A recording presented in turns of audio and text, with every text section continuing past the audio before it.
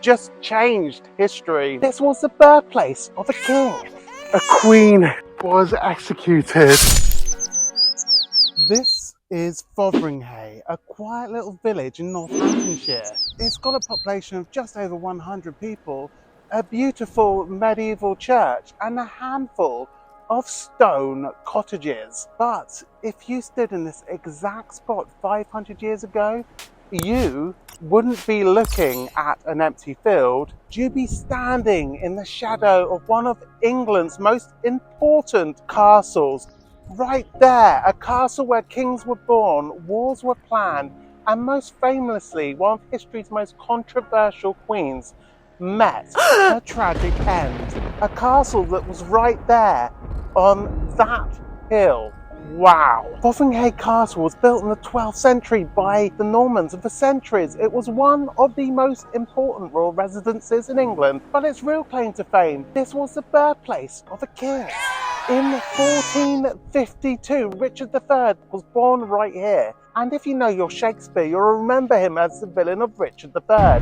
The king with a hunchback, a ruthless streak, and the famous line, a horse, my kingdom for a horse. But as with most things Shakespeare wrote, the truth is a lot more complicated. Richard was born at Fotheringhay during the War of the Roses, a brutal civil war between two rival branches of the royal family. And even though he became king, his reign didn't last long, just 2 years. He was killed at the Battle of Bosworth in 1485, marking the end of the current dynasty and the rise of the Tudors. But while Richard III was born here, another monarch died here. Her story is even more famous. In 1587, Mary, Queen of Scots, cousin to Queen Elizabeth I, was brought to Fotheringhay Castle under armed guard. She'd spent nearly 20 years imprisoned in England after fleeing her own country, and she'd been accused of plotting to assassinate Elizabeth.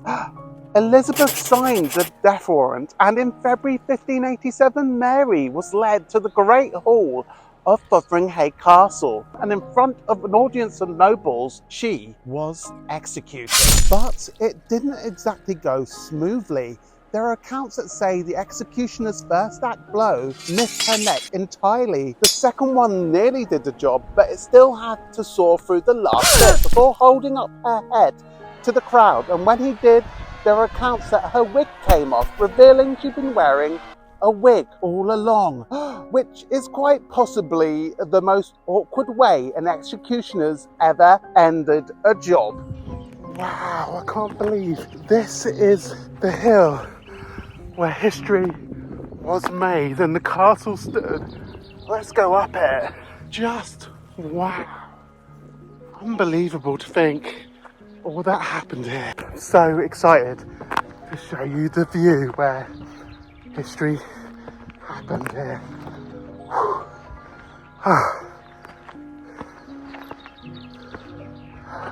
Wow.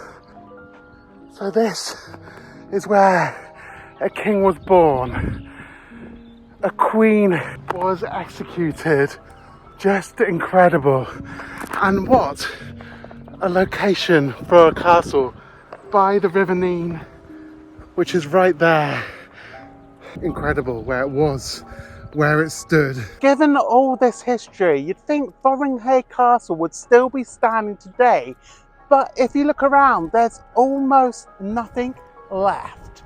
After Mary's execution, Fotheringhay Castle lost its importance. By the 1600s, it's fallen into ruin, and by the 17th century, it was completely demolished. The stones were taken and used in nearby buildings, including some of the houses in this village. Today, Fotheringhay is a peaceful place, but if you know where to look, the past is everywhere. The local church still has the tombs of some of the royals, some of the houses built from the castle stone. The hill where I'm standing, it might just look like a hill, but it's all the remains of a place where English history changed forever. So the next time you pass through a tiny English village, remember, history doesn't just happen in the big cities. Sometimes the most important moments take place in the most unlikely quiet places.